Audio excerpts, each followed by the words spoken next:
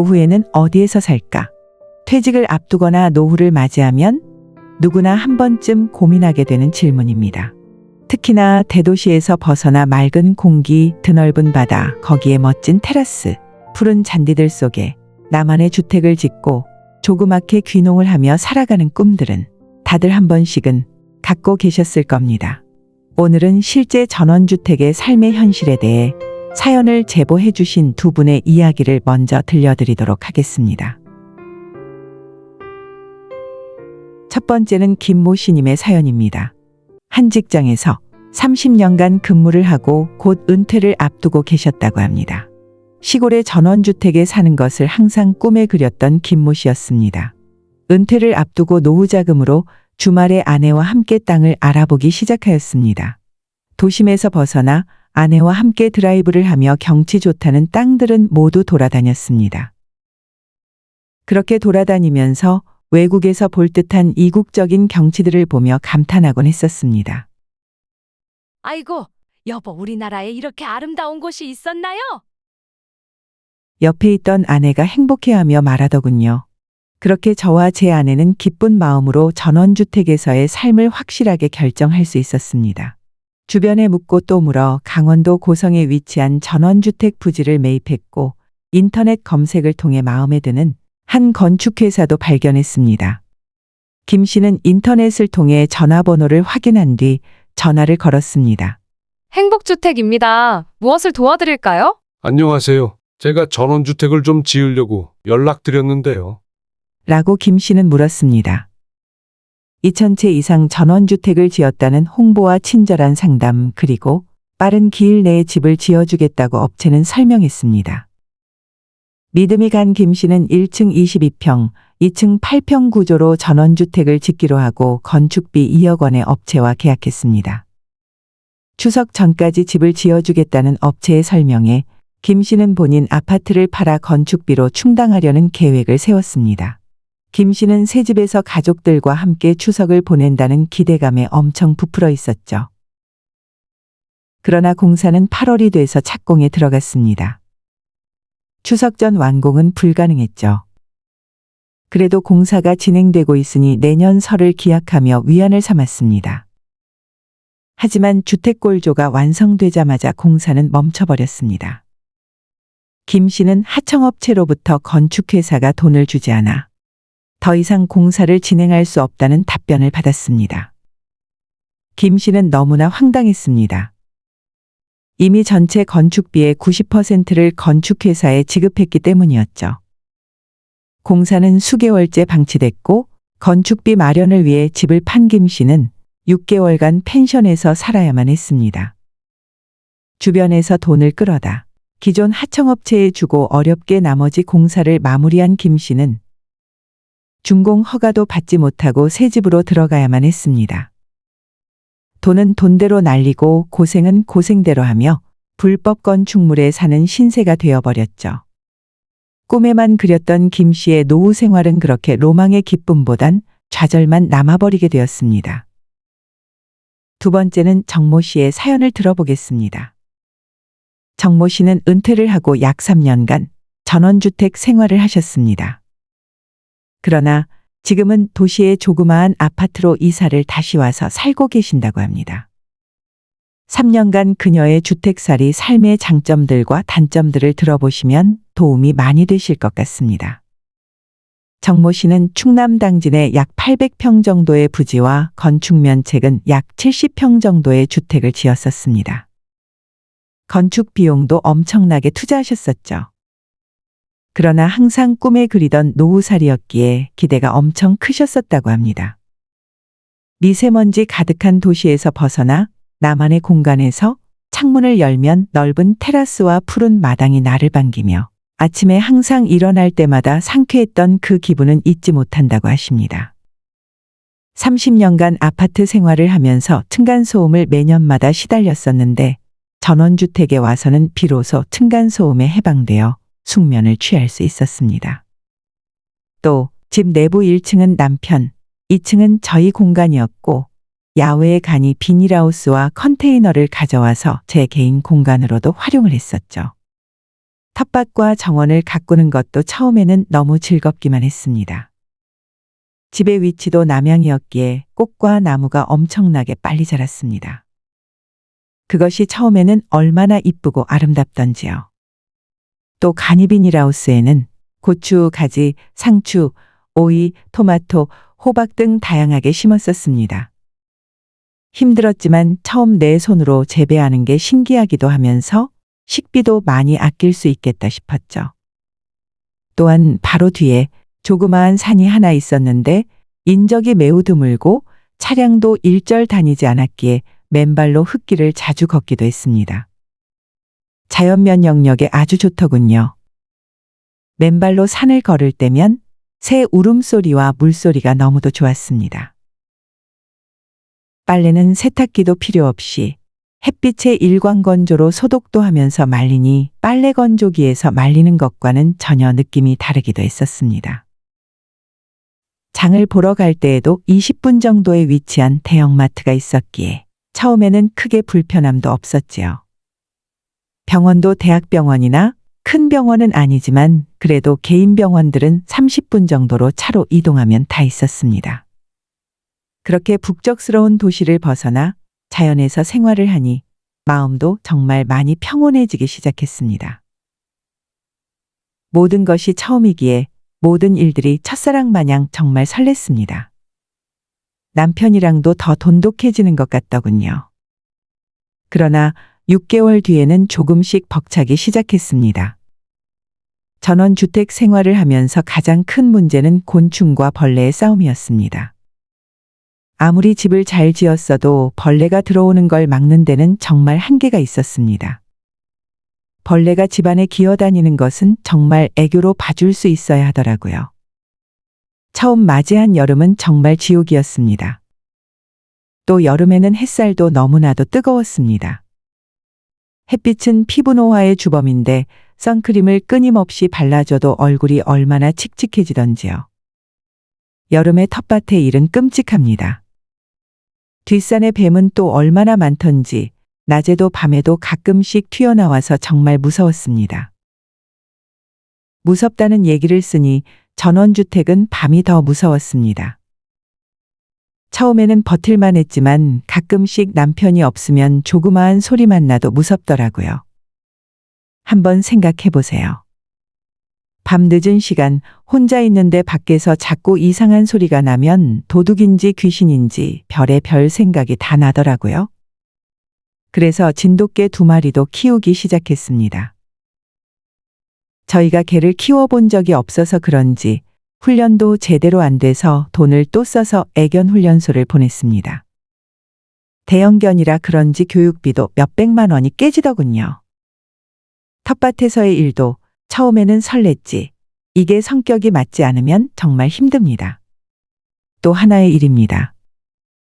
처음에 욕심이 나서 고추, 오이, 상추 등 정말 여러 가지 길러보던 게 화가 되더군요. 또 마당 앞에 잔디들도 어찌나 빠르게 자라는지 이것도 매일매일 잔디를 깎아줘야 합니다. 2년 뒤에는 남편보다 제가 더 잔디를 잘 깎는 달인이 되더군요. 겨울에는 또 어찌나 춥던지요. 평수가 커서 난방비도 월 60만 원 이상 나갔습니다. 눈 오고 비 올 때는 당연히 마당부터 주변까지 하나하나 다 치워야 됩니다. 바람이 또 심하게 불면 작물이며 정원, 비닐하우스 등 쓰러질 수도 있기에 방지를 부단히 해줘야 됩니다. 또 도심이 아니다 보니 쓰레기 처리도 이만저만 불편한 게 아니었습니다.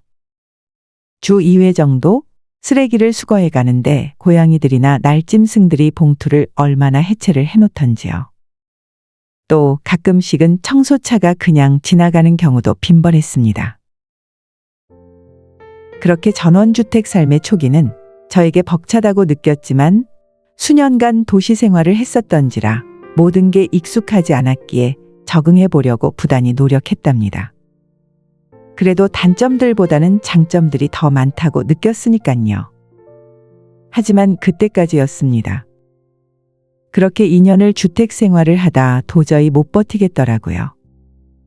가장 결정적인 계기는 노후를 편하게 즐기면서 윤택하고 평온하게 살고 싶어서 외곽으로 온 거잖아요.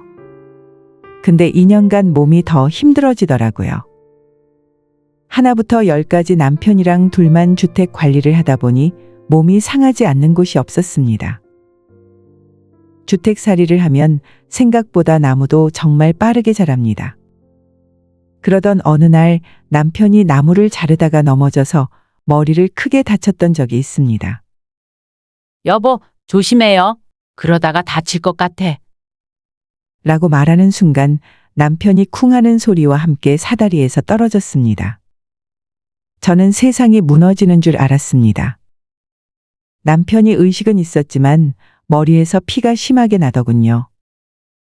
혼란스러운 정신을 차리고 얼른 119에 전화를 해서 구급차를 불렀는데 도시에서는 10분 아니면 올걸 20분이나 더 걸려서 오더군요. 우선 응급조치를 하고 남편은 다행히도 괜찮아 보이기는 했었습니다. 이때 결정적인 계기가 됐습니다. 아니, 뼈저리게 느꼈죠. 나이 먹고는 다 필요 없고 아주 크고 좋은 병원 근처에 사는 게 정말 중요하구나라고 말이죠. 주변의 병원도 다 개인 병원이다 보니 정밀 검사를 받기 위해서는 대학병원이나 큰 병원을 가라고 하더군요. 밖으로 나가려면 2시간은 넘게 걸리는데 말이죠. 그렇게 남편과 저는 2시간이 걸리는 대학병원의 구급차로 이동을 하면서 차 안에서 얘기를 나눴습니다. 여보, 우리 그냥 여기 다시 팔고 작은 곳에 아파트로 다시 갈까? 라고 제가 남편에게 먼저 물었습니다. 당신만 괜찮다면 나도 그게 좋을 것 같아. 남편이 기다렸다는 듯이 말하더군요. 남편은 진작에 이사를 가고 싶었지만 전원주택살이가 워낙에 제 꿈이었기에 제 눈치를 봤었다고 하더라고요. 그날 이후 저희는 이곳을 팔고 다시 아파트로 이사를 가기로 결정했습니다. 하지만 전원주택 자체가 아파트 매매 수요보다 상대적으로 적다 보니 파는 것도 여간 시간이 많이 걸렸습니다. 아무래도 주택은 가격 변동성도 있고 시세가 정해져 있지 않더군요. 그렇게 팔리기까지의 기간이 무려 1년이나 걸렸습니다. 운이 좋게도 한 사업체 법인에서 창고형 공장을 짓겠다고 해서 다행히도 원값에 팔았습니다. 그렇게 저희는 다시 대학병원 근처에 있는 24평 아파트로 이사를 와서 지금은 아주 편안하게 살고 있습니다. 주택살이가 다 나쁘지만은 않습니다. 제 주변 지인 중에서도 귀농하며 아주 행복하게 사시는 분들도 많고요. 다만 욕심내지 마시고 작은 평수로 사세요. 되도록이면 20분 이내에 큰 병원이 있는 곳 그리고 인프라가 잘 갖춘 곳이어야 하고요.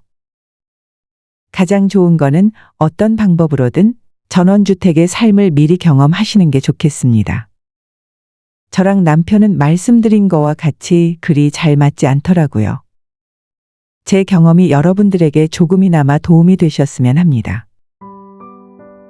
이렇게 두 분의 전원주택의 실제 삶을 들어보셨는데 어떠셨을까요? 여러분들이 꿈꾸던 삶이셨을까요? 이렇게 전원주택의 꿈과 현실에 대해서 알고 나면 여러분들이 앞으로 어떤 결정을 하시든 많은 도움이 되실 거라고 생각합니다. 확실한 건 전원주택을 결정할 시 아파트보다 더 꼼꼼하게 체크하고 알아보셔야 합니다. 아직까지 전원주택에서의 삶에 대한 미련이 있으시다면 전원주택을 포기하고 시골을 떠나는 분들이 말하는 다음 5가지 이유에 대해 잘 고려해 보시기 바랍니다. 또한 해당 내용은 주택살이가 아니더라도 노후의 아파트를 결정할 때 도움이 될 만한 내용이니 참고하셔도 좋습니다. 첫째, 대학병원, 전문병원과 가까운 곳이어야 합니다. 나이가 들면 누구나 병마와 싸워야 합니다. 몸이 불편해 운전은 어렵고 자녀에게 매번 부탁하기도 힘드니 큰 병원에 인접한 곳에 사는 것이 매우 좋습니다.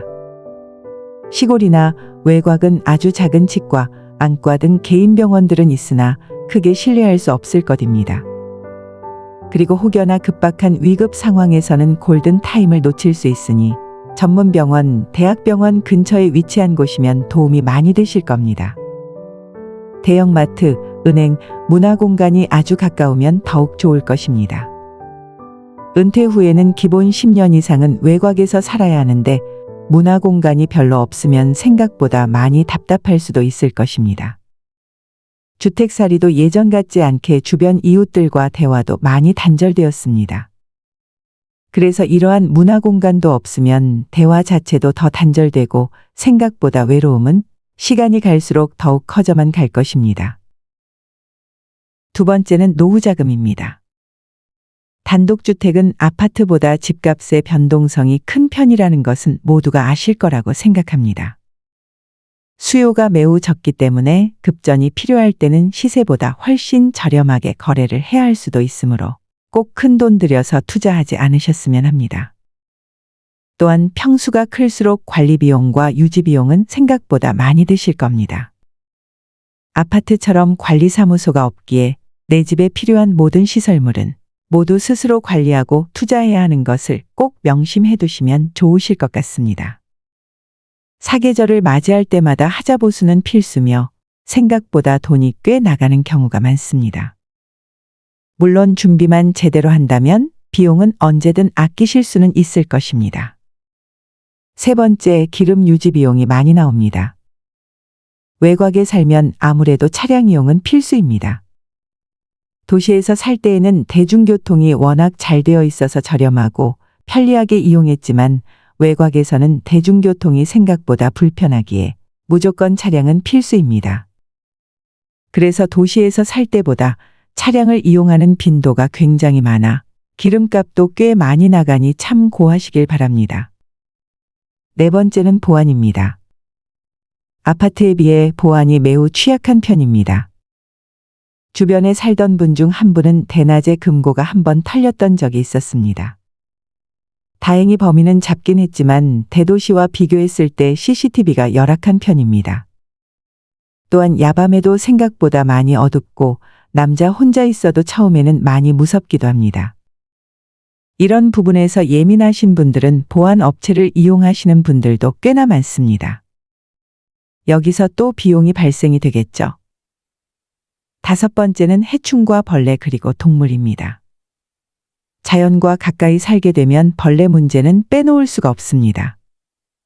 해충 침입을 방지하려고 하면 또 돈을 써야 되고 소독을 해도 벌레 문제는 완벽하게 해결하실 수는 없으실 겁니다.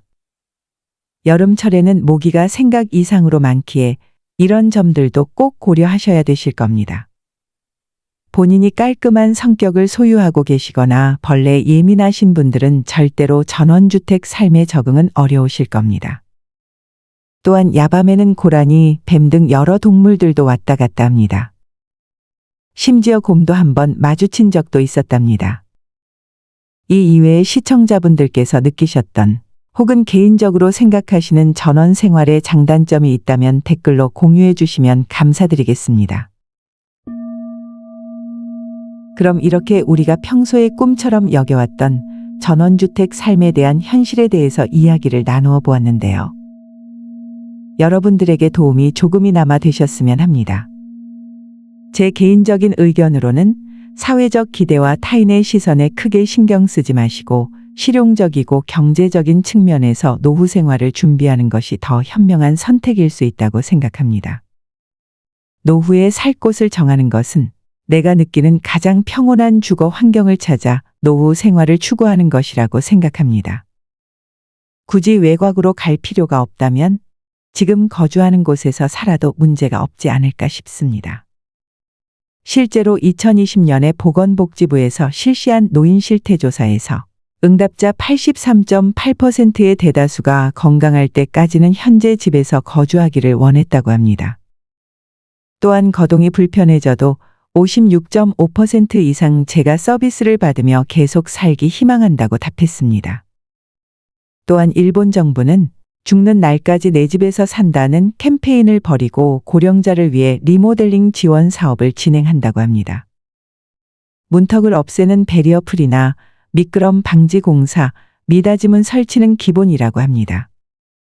지자체에서 약 200만 원까지 지원해 준다고 합니다. 우리 정부도 이런 캠페인을 갖추면 더욱 더 좋겠네요. 또한 무작정 지방의 저렴한 아파트로 이사를 간다거나 시골에 땅을 사서 간다거나 하지 않으셨으면 합니다. 요즘은 자재비와 물가도 엄청 오르고 있기에 주변 시세들도 보시면 생각보다 깜짝 놀라실 겁니다. 나의 노후는 내가 만들어 나가는 것이기에 과거의 회상은 내려놓으시고 남 눈치도 보지 마시고 스스로가 제일 편안하다고 느끼는 집을 찾아보셨으면 합니다. 어떤 철학자는 이렇게 말씀하셨습니다. 미래는 10년, 20년 뒤가 아니다. 지금 이 순간 아니다를 쓰레기통에 버리는 것이 미래다. 젊은 날의 삶은 한번 살아보라고 주어진 것이고 나이든 이제부터가 정말 진짜의 삶이다. 라고 말이죠.